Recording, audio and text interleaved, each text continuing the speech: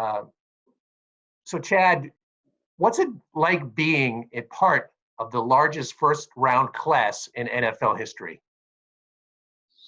Well, I think it's really an honor, especially when you look at the amount of years played by all four first round draft picks. All of us played in double digit years in the NFL, which is quite the accomplishment. And when you look at draft picks and the history of draft picks and how it's such an emotional roller coaster ride concerning how many years guys play, for all four of us to play more than 10 years, I think is quite the accomplishment. And also, we'd be remiss if we didn't mention Laveranues Coles, who was a third-round pick, who also played 10 years in the league. So you have more than 50 years of NFL experience between the five of you. Focusing on the four first-rounders, what do you think the biggest, the kind of impact you guys made on the organization, the franchise? Well, I think that all of us were a part of winning playoff teams, number one. When you look at the 5 years that we had together, we were in the playoffs in 2001. We were in the playoffs in 2002 as well as 2004. And so that's a pretty good little run there of 3 out of 5 years being able to be in the playoffs. So I think that's impressive. Shaun and John and Anthony played right off the bat. In the first 2 years of their career, they were receiving considerable minutes and making a major impact. I was able to start making an impact within year 3. And so I think we owe a lot to Bill Parcells and the organization for doing something historical like that. Drafting 4 players in one round is unheard of, especially in the first round. And that I think took a lot of wisdom and courage to do that. Yeah, I don't know if we'll see that again. I mean, there have been a number of teams with 3 first rounders. Like this year, Miami has 3. No one's quite taken that leap to 4. I'm wondering if you could just reminisce, what was your draft day experience like? Where were you, who you were with, and how did you get the word from the Jets?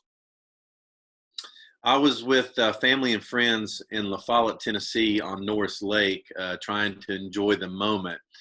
And the draft experience is what is amazing to me compared to when I was drafted in 2000 and now with the experience that some of these players get to have with the NFL, the combine experience, the whole prospect experience is completely different. And there's certainly been a lot of entertainment value added for the NFL fan, which I think makes it really fun to be a part of.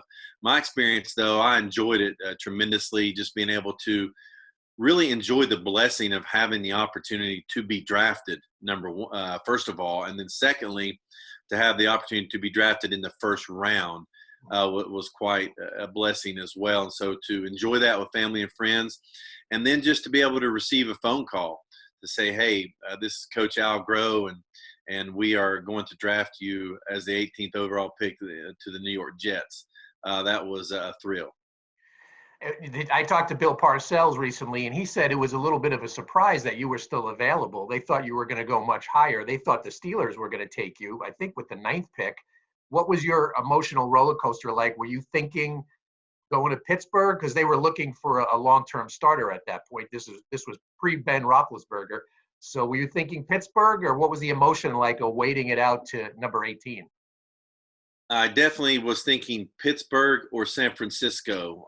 Those were the 2 teams that I actually had in-depth interviews with, spent a lot of time with, both at the Combine as well as in Knoxville, Tennessee, in my hometown with private workouts.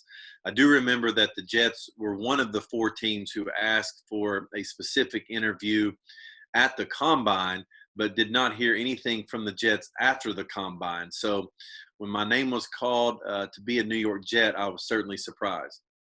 And this is just kind of an offbeat question, but I'm wondering, when you're the number 1 pick of a team, usually go to the team, you're treated like a rock star because you're the new guy and the number 1 pick. But when you go to a team and there are 3 other number 1 picks, you have to sort of share the limelight a little bit. What was that like, joining the team at that particular time with 3 other really good players in the first round?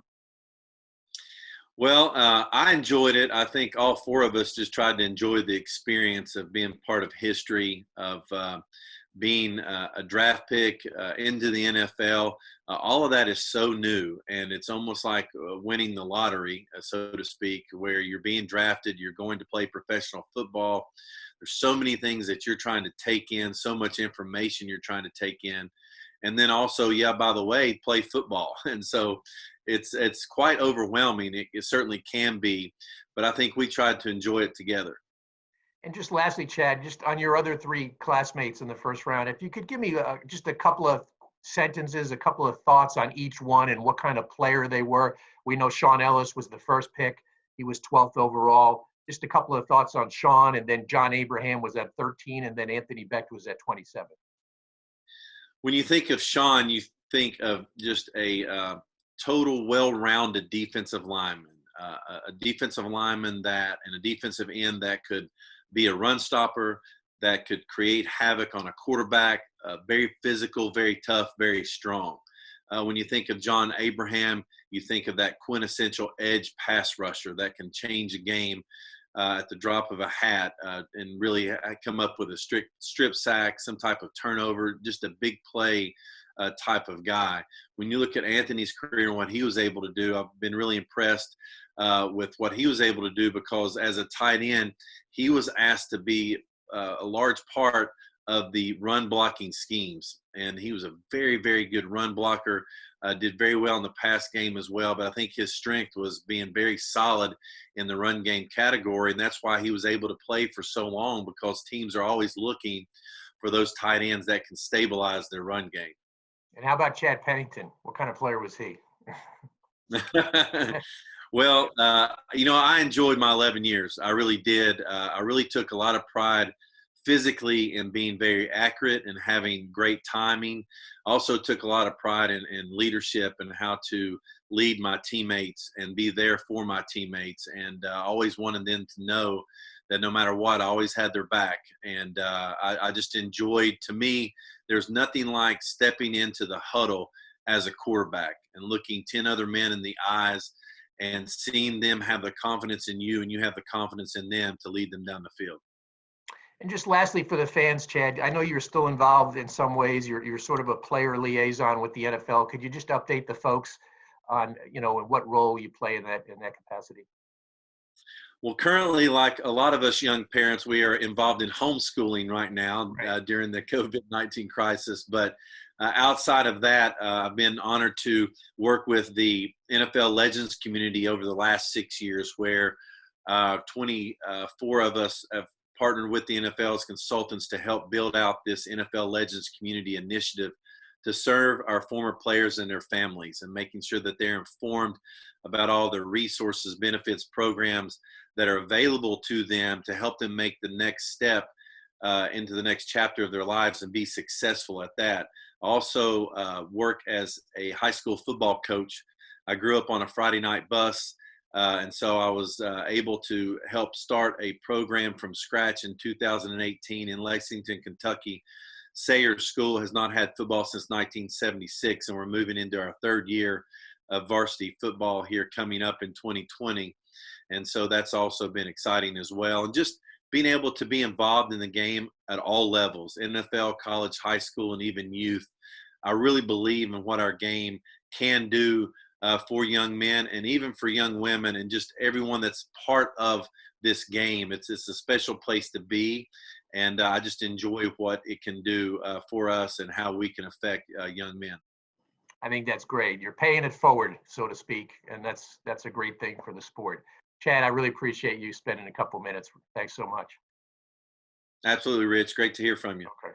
All right. Thanks for watching ESPN on YouTube. For more sports highlights and analysis, be sure to download the ESPN app. And for live streaming sports and premium content, subscribe to ESPN+.